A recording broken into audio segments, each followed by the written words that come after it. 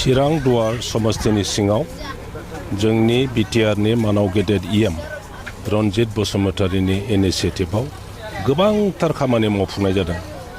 मोनफ्रोमबो प्राइमारियाव गोबांथार लामा, कालभार्ट, दालां आरो बायदिसिना न' लुफुंजानाय जादों आरो बे मावफुंजानाय लामा, दालां, कालभार्ट, स्कुल आरो अंगनाबादि बायदि न'फोरखौ दिनैहाय माने बेखेवनाय हाबाफारि लानानै जोङो गिदिंगासिनो दङ।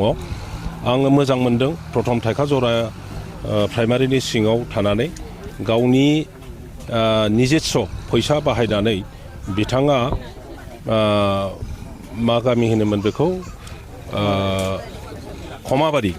खमाबारिनि रायजो राजाफोरनि बाथौ मन्दिर, बे बाथौ मन्दिरावबो बिथाङा जाम्फैनि सायाव कालभार्ट बानायनानै होदों आरो नैबेवहाय नैबे दुब्लि गेजेरजों थांनाय बै सानजानि गामि बेखौ गोथैबारि होननानै बुङो। बे गोथैबारिसिम थांनाय लामाया जोबोद गाज्रिथारमोन, बेवहाय कालभार्टबो गैयामोन। दा बेखौ बिथाङा फरेस्ट डिपार्टमेन्टनि फैसा बाहायनानै गोलावथार लामा बानायनानै होदों आरो जेसेबां कालभार्टफोर दङ बे कालभार्टफोरखौबो बानायना होदों। दा बे गामिनि मानसिफ्रा जोबोद उपकृत जाबाय, गथ' गथायफ्रा स्कुलाव थांनो मोजां जाबाय आरो बिब्दिनो गोबांथार जायगायाव लामा, बान्दो बायदिसिना बानायदों।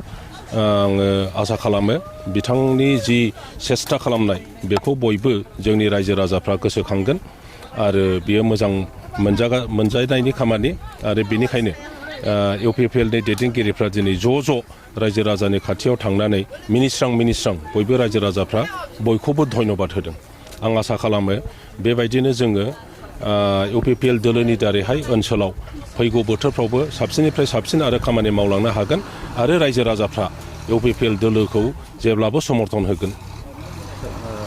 थांनाय साननैसो सिगां बिटिएफनि लाइमोन गांखंनि माखासे दैदेनगिरिफोरा नैबे गुवाहाटि चिरां दुवाराव फैनानै माखासे फरायसाफोरखौ लानानै राजनितिनि माखासे एवारनेस होनायखौ जों नुनो मोनदों। मा बुंनो सानो? राजनितिनि एवारनेस जुदि लाबोदोंब्ला बिथांमोनहा गावसोरनि बिपिएफनि खोथा बाथ्राखौ बुंसोमनो सेस्था खालामदों।